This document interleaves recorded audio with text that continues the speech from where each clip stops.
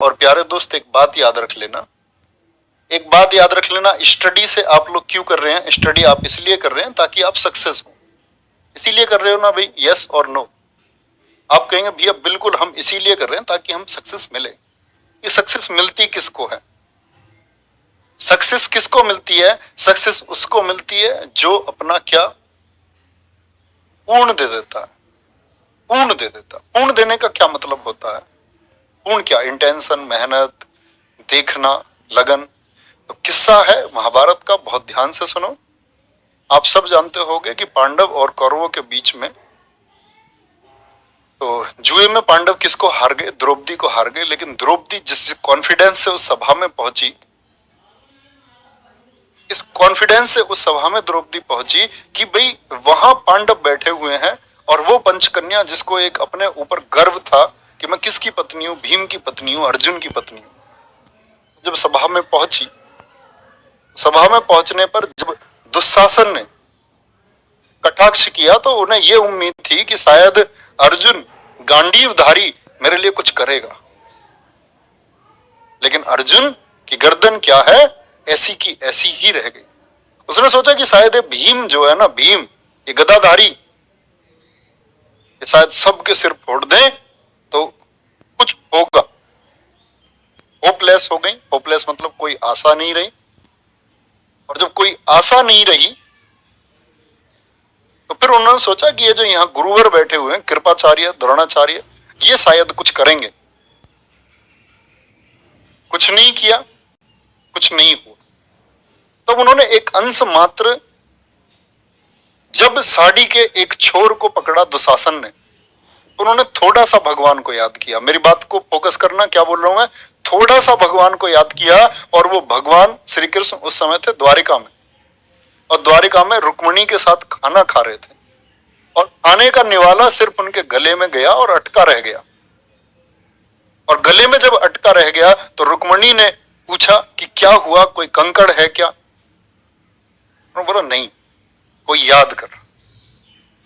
रुक्मिणी ने कहा God please save her. भगवान, अंग्रेजी में तो नहीं बोली होंगी, भगवान जाकर के उनकी रक्षा करो।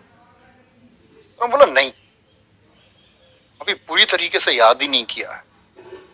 अभी जो फोकस देना था वो फोकस दिया ही नहीं है, सिर्फ अंश मात्र याद किया है, पूर्ण तो याद किया ही नहीं है। तो अभी जाने का कोई मतलब ही नहीं बनता। और जब द्रौपदी को ये लगा कि अब इस दुनिया में कोई सहारा नहीं है और ये जो मेरी साड़ी का छोर है, जो आबरू है, अब ये दुशासन इसको, इस चीर हरण को करेगा, तब उन्होंने पूर्णतः ये सोचा कि इस पृथ्वी पर सिर्फ शायद भगवान है।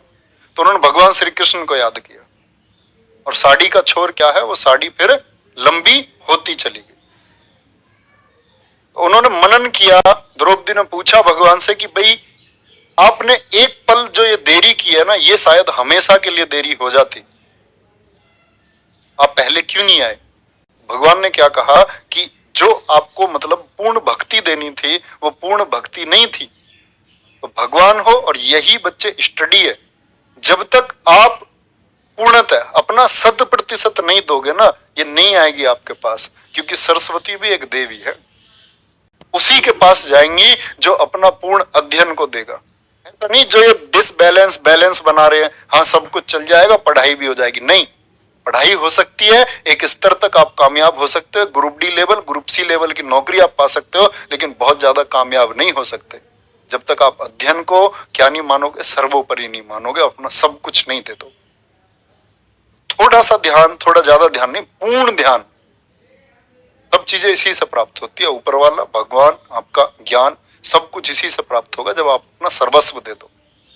सर्वस्व का मतलब बाकी किसी चीज की जगह नहीं होनी चाहिए। और मैं तुम्हें बता रहा हूं, ये जो मैंने बोला ना अर्जुन, भीम, इसका अर्थ है आपके साथ भी कोई नहीं आएगा। No one. तुम्हें लगेगा तुम्हारी मदद के लिए कोई आएगा, कोई नहीं आएगा। No one.